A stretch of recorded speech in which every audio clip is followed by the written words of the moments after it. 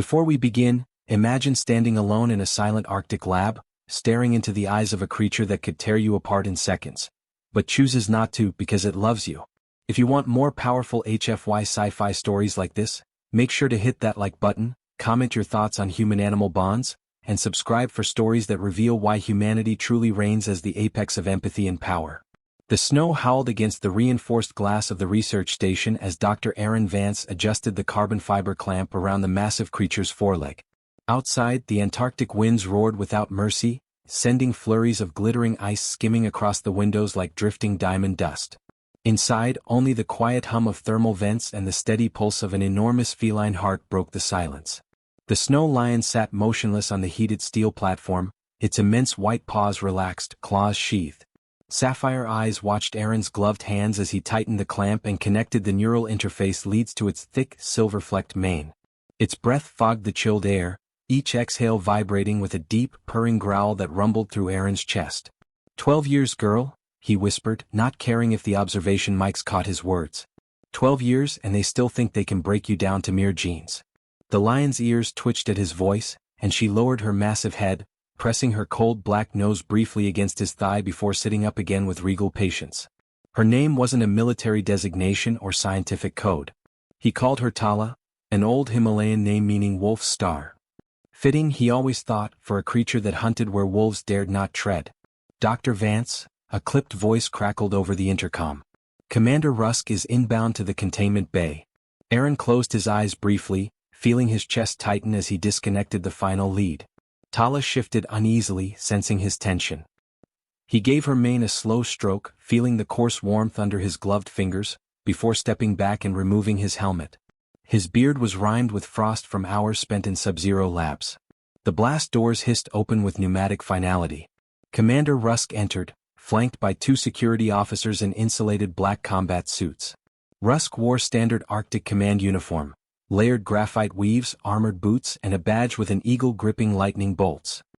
He was tall, clean-shaven, with hooded eyes that flicked from Aaron to Tala without any sign of awe. "Progress report," he ordered, voice devoid of warmth. Aaron wiped condensation from his data tablet and forced himself to maintain a neutral tone. "We've prepared the final synaptic mapping scans. Her hormonal baselines are stable, and the neural interface is capturing real-time emotional resonance spikes.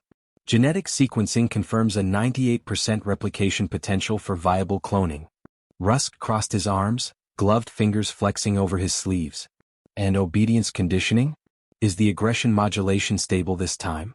Aaron hesitated just for a breath. "With respect, Commander, there's no aggression to modulate. She isn't obeying because of conditioning. She obeys because she chooses to." Rusk's eyes narrowed slightly. Behind him, the security officers shifted their stance, silent black statues against the glowing containment chamber walls. Outside, the storm battered the steel dome, echoing like distant artillery. "This is a military project, Doctor," Rusk said quietly. "We are not in the business of forging bonds with weapons. We are here to create controllable units capable of lethal action on command. Cloning her loyalty, her predatory instincts, and her cold tolerance are paramount." Aaron clenched his jaw. Tala rose to her full height beside him, shoulders nearly level with his chest even as she sat. Her broad tail swept the floor with a muffled thump. Her ears flattened at Rusk's voice, hackles rippling along her spine. Aaron laid a calming hand on her mane, feeling the vibrations of a low growl travel up his arm. "She's not a weapon," Aaron said. "She's a living being with neural complexity that defies behavioral programming. Every clone so far has failed because you keep treating them like engineered drones instead of apex social predators." Rusk's lips tightened to a thin line. "The last clone bit through its own tongue after refusing handler commands. That cost us $16 million in material and acceleration protocols." Aaron said nothing. His mind flashed back to the clone's lifeless eyes, identical in every way to Tala's brilliant sapphire gaze but empty, cold, and alien. Even at birth, it never reached out to anyone, never responded to scent, touch, or thermal comfort cues. Just a perfect shell without a single flicker of will. "Prepare the new genetic sequence for gestation tonight," Rusk ordered, turning away. "We initiate accelerated growth cycle at 0500. He strode out of the chamber, security detail falling in behind him without a word. The blast doors closed, sealing Aaron back into the quiet hum of thermal fans and Tala's low, pulsing growl. Aaron exhaled shakily, pressing his forehead against her massive shoulder. Her fur smelled faintly of frost and steel, of antiseptic and clean meat rations. She leaned into him gently, turning her head to nuzzle his hair, her enormous canines grazing his insulated hood. "I know," he murmured. "I know, girl. They don't understand. They never will." His mind drifted back 12 years, to the memory etched into his soul like a brand. The frozen gorge beneath Muckaloo's western ridge, him crawling through fractured ice fields after the avalanche, following desperate cries echoing off walls of crystal blue. Finding her half buried in snow, a mewling cub no bigger than his torso, one leg twisted, ribs showing under wet, matted fur. The snow lion's mother lay frozen nearby, a bullet hole between her eyes from poachers fleeing authorities. He remembered her tiny teeth biting at him weakly as he wrapped her in his climbing jacket, remembered the 6-day trek back to base camp through sub-zero blizzards with her pressed against his chest for warmth. She had nearly died twice. He had nearly died 3 times. But neither gave up. He blinked, breathing deeply, feeling his chest unclench as Tala huffed softly and settled down on her belly. Her eyes never left his, pupils wide and trusting. Outside, the blizzard slammed its fury against the dome, but inside was only quiet. The quiet of shared survival, of a bond forged in blood and frost and death denied. The observation lights dimmed to evening mode.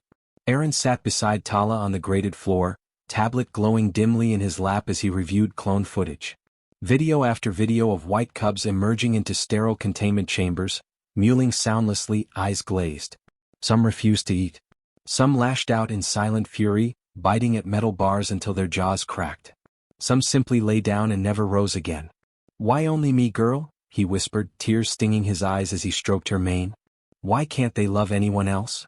Tala rumbled sleepily, lowering her massive head onto his lap.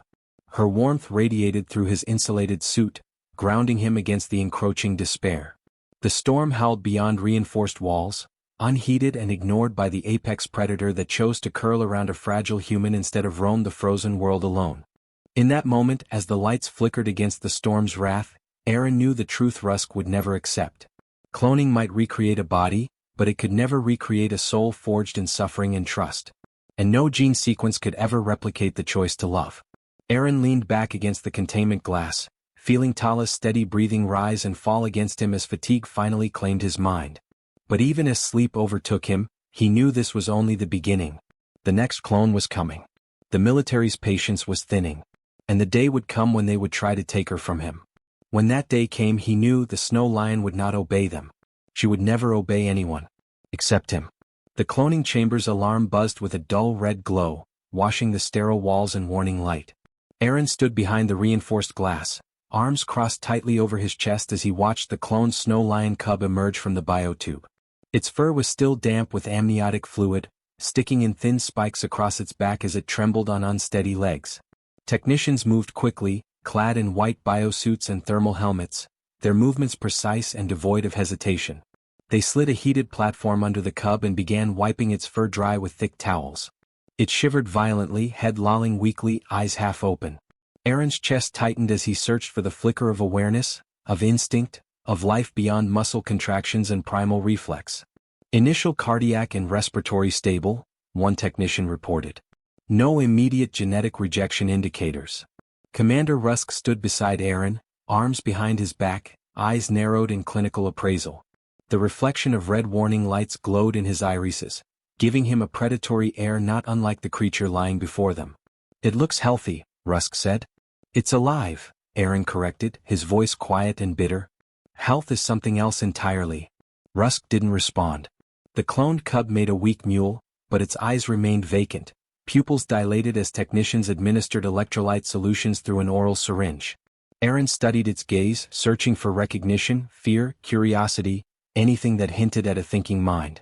"Begin behavioral imprinting," Rusk ordered. One technician placed a heated synthetic pelt shaped like a lion's torso against the cub's side.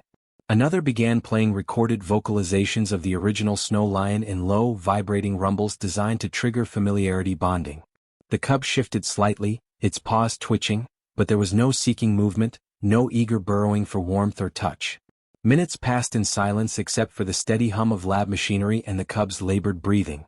The observation room smelled faintly of antiseptic, warm fur and underlying failure. It's unresponsive, Aaron finally said. No bonding reflex. No sense-seeking. Pupillary reactions are absent. It's just existing. Rusk's jaw tensed. Accelerate aggression protocol. If it won't bond, it will at least fight. Aaron turned to him sharply. That's suicide. You're forcing a newborn to imprint aggression pathways before it even stabilizes. Its neural systems aren't integrated. Its cortical structures are still aligning basic motor functions. Rusk didn't blink. This isn't a petting zoo, doctor.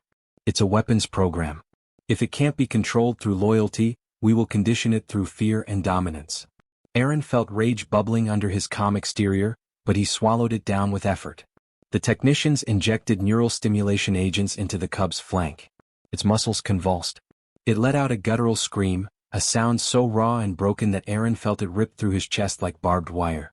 The cub thrashed weakly, claws scratching uselessly against the steel platform, head rolling back as froth bubbled from its mouth. Heart rate spiking, a technician reported. 180 and climbing.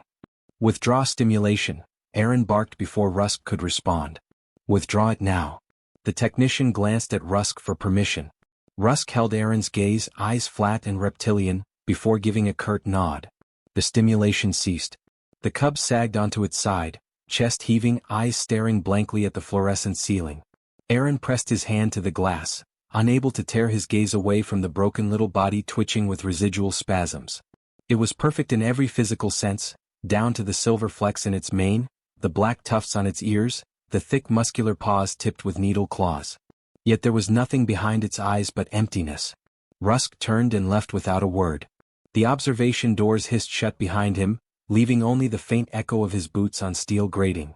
Aaron remained where he stood, staring through the glass until technicians carried the cub back into isolation.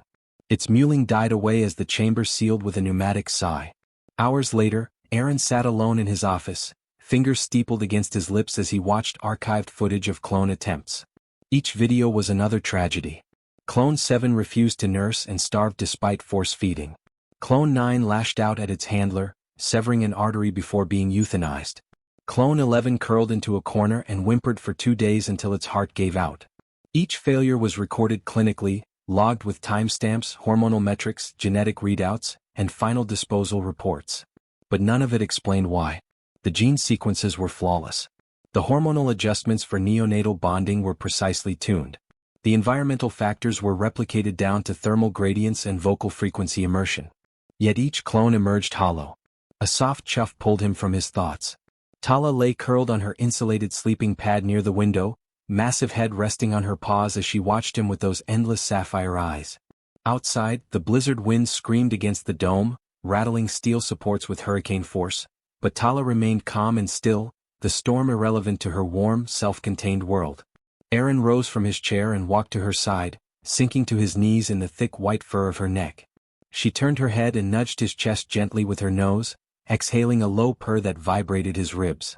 He stroked her mane, fingers splaying over the scars hidden beneath fur, reminders of poacher's bullets, infection, frostbite, all healed by months of careful nursing and long nights sleeping side by side in mountain shelters. I don't know what to do, he whispered, voice hoarse. They want an army of you. But they don't understand, it's not your strength they need. It's your choice to trust. Tala rumbled softly, closing her eyes as his touch traced the curve of her jaw, where a healed wound once bled freely onto his jacket. He remembered that night clearly, alone in the rescue shelter, his radio dead from battery failure, her fever rising dangerously as infected tissue necrotized along her jaw. He spent the night cutting away dead flesh with a sterile scalpel under a solar lantern, her blood hot against his gloved hands as she lay still, trusting him to hurt her only to heal her. He wiped a tear from his cheek, burying his face in her fur. They'll kill themselves trying to clone loyalty, he murmured. Because loyalty isn't programmed. It's earned. A knock on his office door jolted him upright. Dr. Kieran Hale, the senior geneticist overseeing clone viability metrics, entered without waiting for a reply. Hale was short, broad-shouldered, with thinning dark hair and eyes perpetually hidden behind glare-resistant lab glasses. He held a data tablet in one hand, his expression unreadable. We need your authorization to continue aggression protocols on the current clone, Hale said quietly. Aaron stood, anger flashing across his face. That cub isn't going to survive another stimulation cycle. Its neural structures aren't integrated. You'll fry its cognition entirely. Hale shifted uncomfortably, glancing at Tala with poorly disguised fear before looking back at Aaron. Rusk is threatening to pull funding if we don't produce a viable aggression imprint by tomorrow. He says behavioral coding is your responsibility. Aaron clenched his fists until his knuckles whitened. Tala lifted her head, growling softly, ears flattening at Hale's tone. Tell him to give me 48 hours, Aaron said. I can try a direct imprint overlay using her emotional engrams. Maybe a partial bonding protocol will stabilize it enough to respond. That's untested, Hale warned. And borderline unethical without neural maturity. Borderline unethical is better than a dead cub, Aaron snapped. Initiate transfer prep in 2 hours. I'll handle the neural overlay myself. Hale hesitated, then nodded curtly and left, closing the door behind him. The office fell silent again, save for the endless howl of polar winds. Aaron turned back to Tala. She was watching him with her head cocked, as if she understood every word. He placed his palm against her muzzle, feeling her hot breath wash over his skin. Tomorrow, girl, he whispered. Tomorrow I have to show them what loyalty really means. She chuffed quietly and nuzzled his hand, then lay back down, curling her massive tail around her side. Aaron remained by her until her breathing deepened into sleep, each rumbling exhale vibrating the floor beneath them. He rose slowly, walked to his desk and pulled up the neural overlay schematics on his tablet. His fingers trembled as he input the authorization codes for restricted bonding imprint access. A warning flashed across the screen. Untested protocol, subject risk, high. He pressed confirm. Outside, the storm reached a shrieking crescendo, rattling steel beams and shaking fluorescent fixtures overhead. But Aaron didn't look up. His eyes remained fixed on Tala's sleeping form, her flank rising and falling in calm rhythmic waves. He knew what tomorrow would bring. Another failure, perhaps. Or a clone that woke with borrowed memories and no true soul. Or perhaps something worse, a creature that looked at him with her eyes, but without her love. He closed his eyes and let the roar of the storm fill his mind. There was no turning back now. The cloned cub lay limp on the heated platform, neural interface leads trailing from its scalp into Aaron's trembling hands. Its fur was still damp from amniotic fluid despite the warm towels packed around its small frame. Its breathing came in shallow, uneven huffs, each exhale rattling in its chest like a broken valve. Aaron felt sweat drip down his spine despite the cold lab air, pooling at his waistband as he adjusted the overlay calibration on his tablet. Behind the reinforced glass, Commander Rusk stood with his arms folded, face a mask of stony impatience.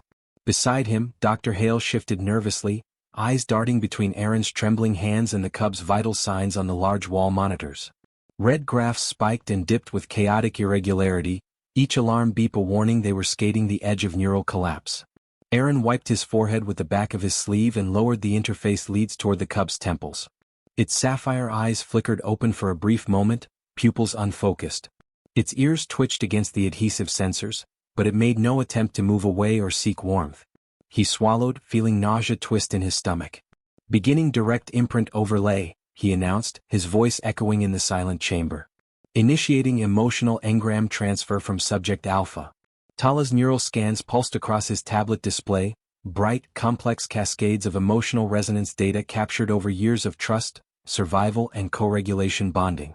He linked them to the cub's interface channel, overriding the programmed behavioral matrices the military insisted on using. His thumb hovered over the confirmation icon. Dr. Vance, Rusk's voice crackled through the intercom. I trust you understand the consequences of further delays. Aaron ignored him. He pressed the icon. The cub's body jerked as streams of overlay data flooded its immature neural network. Its mouth opened in a silent scream, claws scrabbling at the steel platform. Alarms erupted in red and yellow across every monitor as hormone levels spiked and heart rate accelerated dangerously. Aaron clenched his teeth, eyes flicking between data streams and the cub's convulsing form. Stabilize, he whispered under his breath. Come on, stabilize. The cub's eyes fluttered. For a fraction of a second they sharpened into awareness. It locked onto Aaron's face, ears rising, nostrils flaring as it inhaled his scent. Its paws stilled, claws retracting with a soft click against the metal. The alarms faded from screaming red to amber caution as vitals dipped back into survivable ranges. A choked sob escaped Aaron's throat. The technicians behind him gasped, their hands frozen mid-adjustment. Even Hale leaned forward against the glass, his eyes wide. It's recognizing you," Hale whispered. Aaron leaned down slowly, ignoring the tangle of cables between them. The cub blinked up at him, trembling violently. Its tongue flicked out, licking his gloved thumb weakly. Tears blurred his vision as he cupped its tiny head in both hands, feeling its rapid, shallow breaths against his palm. "Good girl," he whispered, voice breaking. "Good girl. Stay with me." A sharp buzz erupted from the intercom. Rusk's voice cut through the fragile moment like a blade. "End the imprint session. Begin aggression protocol overlay immediately." Aaron's head snapped up. "No. She's stabilizing. We can't overload her with aggression commands. Her cortical alignment hasn't fused yet. We could lose her permanently." Rusk stepped forward, his dark eyes drilling into Aaron's through the glass. "We don't need her loyalty. We need her to fight. Begin the aggression overlay. That is an order." The cub whimpered softly, ears flattening against its skull. Aaron felt a growl rising in his throat, unbidden and primal, mirroring the protective fury building in his chest. He shook his head.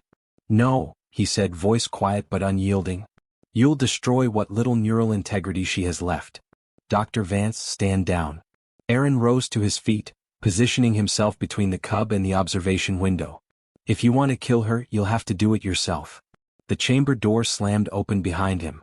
Two armed security officers in black tactical armor entered, rifles raised. Their boots thudded heavily on the steel floor as they advanced. "Step aside from the subject," one ordered through a voice modulator. Aaron spread his arms protectively, blocking their line of sight.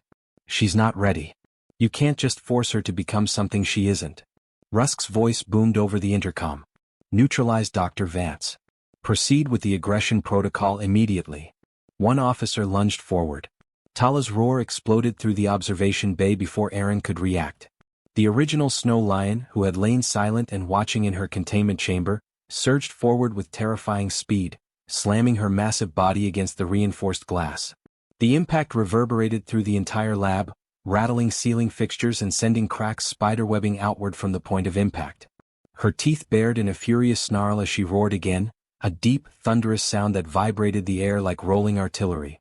The security officers froze, rifles wavering between Aaron and Tala's containment wall.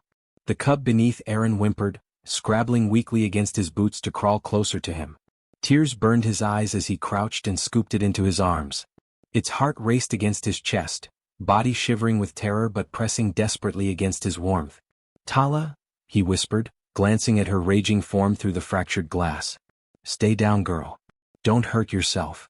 But Tala's eyes burned with blue fire, her ears pinned flat, tail lashing like a whip. She slammed her paws against the glass again, claws screeching across the barrier in a tortured metallic scream. The entire chamber trembled under her wrath. "Stand down." Rusk shouted over the intercom, but his voice cracked with uncertainty for the first time. Aaron turned to face the observation window, cradling the trembling cub against his chest. Its tiny claws hooked into his thermal jacket, eyes squeezed shut as it buried its nose against his neck. He felt its hot breath, smelled the damp musk of amniotic fur, heard its tiny heartbeat hammering for life. "Do you see it now?" Aaron shouted, his voice shaking with fury and despair. "She doesn't obey. She chooses. Loyalty isn't coded. It's earned." Rusk's expression remained unreadable behind the glass. Only his eyes flickered downward, momentarily breaking the locked gaze. "You can clone her flesh 1,000 times, Aaron continued, his words tumbling out in a raw, desperate torrent. "But you will never clone her soul. You will never replicate the bond we forged in pain and trust. That is why your clones fail. Because what you want isn't an apex predator. It's a slave. And she will never be that." Tala let out another roar, battering the containment glass until it warped visibly under the impacts. Shards of reinforced polymer rained down from the ceiling supports. The security officers fell back, rifles raised uncertainly, sweat beading on their foreheads despite the chilled lab air. The cub in Aaron's arms whimpered again, shivering violently. He pressed his face into its damp fur, breathing deeply to calm his racing heart. Around them, the alarm screamed, red lights strobing across broken glass and tangled neural interface cables. Smoke drifted from a ruptured power conduit in the ceiling, filling the chamber with the acrid scent of burning insulation. Rusk raised a hand to his earpiece, speaking rapidly into a secure channel. Technicians scrambled behind him, pulling data backups and emergency protocols from flickering consoles. Sparks cascaded from damaged ceiling fixtures, briefly illuminating his expression. Not rage but cold, calculating realization. Aaron knew then that this was far from over. The project wouldn't be shut down. If anything, Rusk would double his efforts to break what could never be replicated. But as he cradled the fragile weight of the cloned cub in his arms and felt Tala's thunderous roars reverberate through his bones, he knew he could not, would not, let them win. The alarms quieted abruptly as emergency systems engaged, cutting power to the clone chamber. The lights dimmed to emergency red, and the automated voice announced a facility lockdown. Rusk turned away, barking orders to his security teams as technicians scrambled to restore critical systems. Aaron pressed his lips to the cub's tiny head, feeling its tremors ease slightly under his touch. Its eyes flickered open, unfocused and cloudy, but it pressed its nose against his neck again, inhaling his scent with a shuddering sigh. He closed his eyes against the tears gathering there. Around him, chaos reigned, the roar of an enraged apex predator, the shrieking of damaged machinery, the shouting of terrified men. But in his arms, the tiny heartbeat continued, fragile yet determined, refusing to give up despite everything. Aaron knew what he had to do. He would save this cub no matter the cost. Because if humanity had any right to claim dominion over the Earth's apex predators, it was not through fear, not through force, but through the unbreakable choice to protect what could never be replaced. As the emergency lights strobed across his face and Tala's furious roar shook the walls one last time, Aaron cradled the cub tighter against his chest. His voice was hoarse and quiet as he whispered into its damp fur. "Hold on, little one. We're getting out of here." The wind screamed across the Arctic plateau, tearing plumes of ice crystals from the domed roof of the research facility. Under cover of the facility-wide lockdown, Aaron moved swiftly through the emergency evacuation corridors, each footstep echoing in the steel tunnel like a gunshot. The cloned cub was bundled inside his thermal jacket, pressed against his chest, its small body trembling but alive. Ahead, Tala padded silently despite her size, her massive paws barely making a sound on the grated flooring. Frost clung to her mane and whiskers, her breath billowing in heavy clouds as she glanced back at him with sapphire eyes, checking his pace before turning forward again. Even in their desperate escape, she remained aware of his every move, each decision instinctively protecting his flank. Behind them, the alarms resumed their shrill wailing as security systems rebooted. Red emergency lights flashed along the corridor walls, illuminating framed safety protocols and biocontainment hazard maps that blurred past in Aaron's periphery. His entire focus narrowed to Tala's broad back and the tiny heartbeat pulsing against his ribs. They reached the final blast door. Aaron slid his ID card through the override panel with shaking fingers, then typed his emergency authorization code. The panel flickered. Access denied. System lockdown engaged. His heart thudded in his chest, panic clawing at the edges of his vision. The cub mewed softly, shifting inside his jacket. Tala turned to him, ears flicking back as if sensing his fear. Outside, through the narrow reinforced window, dawn had begun to break over the endless white horizon, streaks of blood-orange sun glinting across the snowfields. He tried again. Access denied. Footsteps thundered in the tunnel behind them. Tala's lips curled back in a silent snarl as three black-armored security officers rounded the corner, rifles raised, their helmet lights glaring in the dim corridor. "Hands in the air," one shouted, his voice reverberating through the vocoder. Aaron raised one hand instinctively, the other cradling the cub inside his jacket. Tala moved between him and the rifles, her mane bristling, her massive frame coiled and silent like an avalanche waiting to fall. "Stand down," another officer barked. "On your knees. Do it now." Aaron lowered himself slowly to the grated floor, heart pounding so hard he thought his ribs would crack. The cub whimpered, nuzzling deeper against his chest, tiny claws hooking into the lining of his thermal suit. Tala let out a low rumbling growl that vibrated through the steel grates. The nearest officer flinched back, his rifle wavering. "Don't shoot her," Aaron said, voice shaking. "Don't you dare." "Containment breach protocol," the officer said, though his voice betrayed fear. "We are authorized to use lethal force on all non-compliant bioforms." Tala snarled, baring canines the size of combat knives. Her hackles rose along her spine as she lowered her head, ears flat, tail lashing in slow, deliberate arcs. "Don't do this," Aaron pleaded. "She's not a threat unless you make her one." "On your knees," the officer shouted again. From behind them came the slow, deliberate footsteps of Commander Rusk. The officers parted to let him through. His black thermal coat billowed behind him as he walked, eyes locked on Aaron with quiet, reptilian calculation. He stopped just beyond Tala's reach and regarded the scene with detached appraisal. "Dr. Vance," he said, his voice cold and calm. "Stand down. Hand over the clone." Aaron tightened his hold on the cub, feeling its tiny heart hammering against his palm. Its sapphire eyes blinked up at him blearily, unfocused and terrified. He looked into Rusk's face and saw no humanity there, only ambition honed to a razor's edge. "You'll kill her," Aaron said quietly. Rusk raised an eyebrow. "It is not about killing or sparing, Doctor. It is about control. We gave you years to produce results. Now we will proceed by more direct means." Aaron felt something snap inside him, a final thread of obedience burning away under the weight of 12 years of love, sacrifice and unbreakable loyalty. He rose to his feet, ignoring the shouted warnings, and faced Rusk directly. Tala moved with him, her massive head lowering to shield his legs, a deep growl rolling through her chest. "You can't clone loyalty," Aaron said, his voice shaking with emotion. "You can't engineer trust. You can replicate muscle and fur and teeth, but you will never replicate what makes her obey me. That's not dominance. That's love." Rusk regarded him in silence for a long moment. The storm winds howled against the facility's outer walls, rattling steel supports and moaning through ventilation shafts like mourning spirits. Finally he spoke, his voice flat with finality. "Kill the original." The words hit Aaron like a punch to the chest. The officers hesitated, their rifles wavering between him and Tala. For a heartbeat, the corridor was silent except for the whimpering cub and the deep, murderous growl vibrating through Tala's body. Then everything happened at once. Tala lunged. Her roar exploded through the tunnel like thunder, shaking steel grates and deafening the armed men as she slammed into the nearest officer, sending him flying against the wall with a sickening crunch.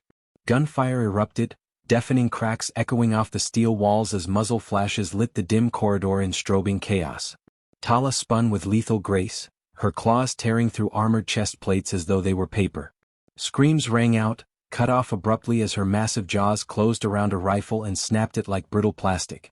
Aaron dropped to his knees, curling around the cub as spent shell casings clattered across the floor. Blood sprayed across the walls in wide crimson arcs, steaming in the freezing air. The smell of gunpowder and hot copper filled his nose, acrid and metallic. When the gunfire ceased, Aaron risked lifting his head.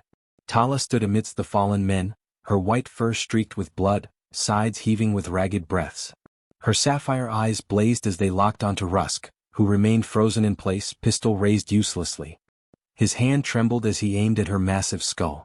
"Stay back," Rusk rasped. "Stay back, beast." Aaron rose slowly, placing himself between Tala and the trembling commander. The cub stirred inside his jacket, mewling softly as it pressed against his chest. "She isn't a beast," Aaron said, his voice steady despite his shaking limbs. "She's more human than you will ever be." Rusk's eyes flicked to him, pupils dilated with fear and rage. He shifted his aim from Tala to Aaron, finger tightening on the trigger. Before he could fire, Tala surged forward. Her massive paw struck him across the chest, sending him crashing into the steel wall with a hollow, crunching thud. His pistol clattered to the floor as he slid down the wall, gasping for breath, ribs shattered under the force of the blow. Tala lowered her head until her muzzle was inches from his face, her teeth bared in a silent snarl. Rusk whimpered, tears spilling from his eyes as the hot stench of her breath washed over him. "Don't," Aaron said quietly. "He's not worth it." Tala stood frozen, chest heaving, her gaze locked onto Rusk's tear-streaked face. For a moment no one moved. Then she turned away, padding back to Aaron's side and pressing her massive head against his shoulder.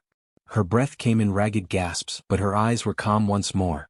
Aaron cradled the cub against his chest, feeling its tiny heart beating rapidly against his ribs. He met Rusk's terrified gaze and shook his head slowly. "You will never control what chooses to be free," he said softly. He turned and walked away, Tala moving beside him, her massive tail sweeping the floor with each slow, deliberate step. Behind them, Rusk collapsed to the ground, sobbing brokenly amidst the bodies of his fallen men. They emerged into the dawn light. The Arctic wind knifed through Aaron's thermal suit, burning his cheeks with icy needles, but he barely felt it. Tala padded ahead, clearing a path through waist-deep drifts with each powerful stride. The cub mewed weakly inside his jacket, pressing closer to his warmth. They climbed the final snowbank together. At the crest, Aaron paused and turned back to look at the research facility. Black smoke rose from shattered observation windows, curling into the pale gold sky like funeral banners. He felt no regret, only the quiet certainty that he had done what was right. Tala nuzzled his arm, her fur glittering with frost in the rising sun.